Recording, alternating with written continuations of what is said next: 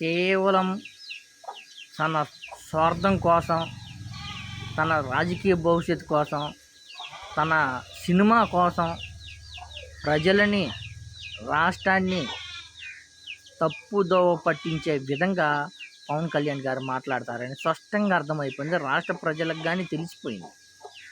కేవలం తన సినిమా కోసం, తన సినిమా ఏదైతే రిలీజ్ అవుతుందో హరిహర వీరమల్లు సినిమా కోసం ఇప్పుడు ఇష్టం వచ్చినట్టుగా సినీ ఇండస్ట్రీ మీద విషం చిమ్ముతూ కోపంతో రగిలిపోతున్నారు. సినీ ఇండస్ట్రీకి బాధ్యత లేదా, ముఖ్యమంత్రి గారిని కలవడానికి మీకు లేదా అనే విధంగా మాట్లాడుతున్నారు. ఏంటి, తన సినిమా కోసం థియేటర్లు బంద్ చేశారని ఒక డ్రామా క్రియేట్ చేసి ఎలా అయినా సింపతి పొందాలి అనే విధంగా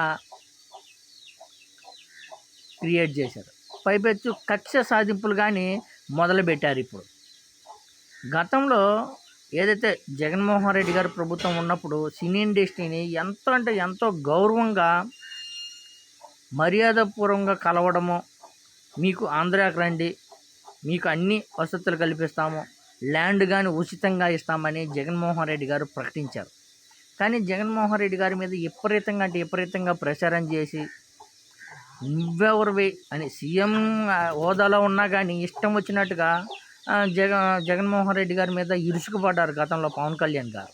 ఇప్పుడు తన సినిమా కోసం ఏదో సినిమాల్లో వాళ్ళు బంద్ చేస్తున్నారని తెలిసి ఇప్పుడు విషం చిమ్ముతూ సినీ ఇండస్ట్రీ మీద, ఇప్పుడు సినిమా థియేటర్ల మీద తనిఖీలు, సినిమా క్యాంటీన్లో, థియేటర్లో క్యాంటీన్లో కానీ ఫుడ్ రేట్లు ఎలా ఉన్నాయని ఇప్పుడు కక్ష సాధింపులు మొదలుపెట్టి ఇప్పుడు చేస్తున్నారు. గతంలో ఇదే కానీ ఇలానే తనిఖీలు జరిగితే రేట్లు విపరీతంగా అమ్ముతున్నారు, మంచిగా లేదని గతంలో ఇలా తనిఖీలు చేస్తే జగన్మోహన్ రెడ్డి గారి మీద విషం చిమ్మారు. కక్ష సాధిస్తున్నారు, సినీ ఇండస్ట్రీ మీద కక్ష సాధిస్తున్నారు, సినిమా వాళ్ళు బాగుపడడానికి ఇష్టం లేదా అనే విధంగా విషం చిమ్మారు గతంలో.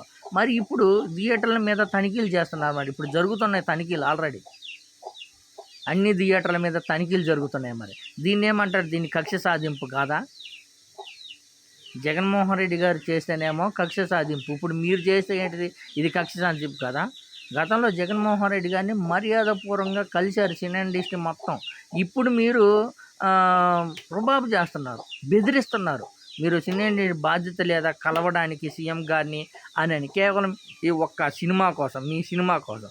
గతంలో జగన్మోహన్ రెడ్డి గారిని ఏ స్థాయిలో విమర్శించారో ఒకసారి మీరు కానీ వినండి.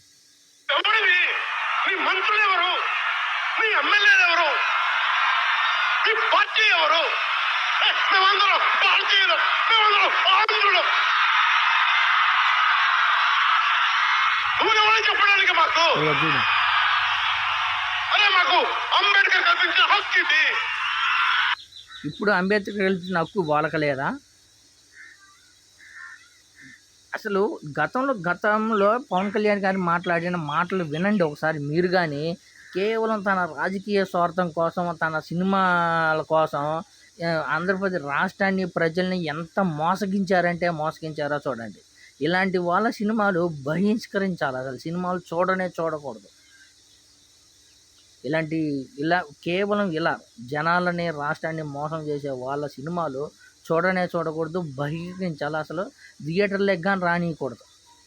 మళ్ళీ పైపెచ్చు ఏమన్నారు? కేవలం ఆ నలుగురు గుండానే థియేటర్లు ఆఫ్ చేశారు, నా మీద కుట్ర జరుగుతుంది, నా సినిమా మీద కుట్ర జరుగుతుందని ఇది చేశారు. కానీ తర్వాత మొత్తం చూస్తే జనసేన పార్టీకి సంబంధించిన నాయకులే థియేటర్ బంద్ చేయాలని నిర్ణయం తీసుకున్నారు. మొత్తానికి దిల్ రాజు గారు వచ్చి దాన్ని బయట పెట్టడంతో జరిగింది తప్ప, లేకపోతే ఇది కానీ కుట్ర జరిగింది, మా సినిమా మీద కుట్ర జరుగుతుందని అదొక సింపతి డ్రామా క్రియేట్ చేసేవాళ్ళు. మళ్ళీ ఒకసారి ఏంటంటే గతంలో ఏమన్నారో పవన్ కళ్యాణ్ గారు.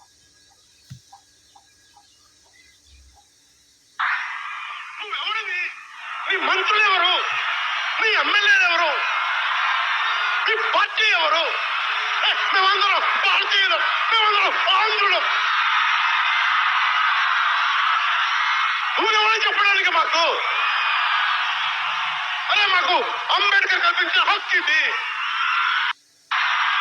నువ్వెవడివి నీ మంత్రులు ఎవరు నీ ఎమ్మెల్యేలు ఎవరు నీ పార్టీ ఎవరు మేమందరం భారతీయులం మేమందరం ఆంధ్రులం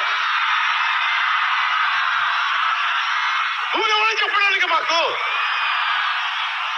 అరే మాకు అంబేద్కర్ కల్పించిన హక్కు ఇది నువ్వెవడివి ఎంత దారుణం అంటే చూడండి, ఒకసారి ఆలోచించండి. ఎలక్షన్స్కి ముందు ఏ స్థాయిలో ఇరుసుకుపడ్డారో ఎలక్షన్స్ గెలిచిన తర్వాత కనీసం ఒక్కటంటే ఏదైనా ఒక్కటి కానీ ఒక్క ప్రశ్నించింది ఏదైనా ఉందా, స్పందించింది ఏదైనా ఉందా?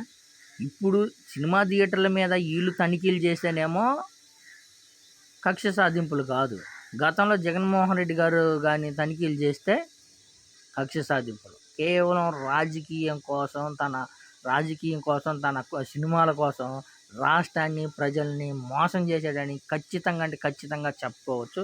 ఇది వాస్తవం. కానీ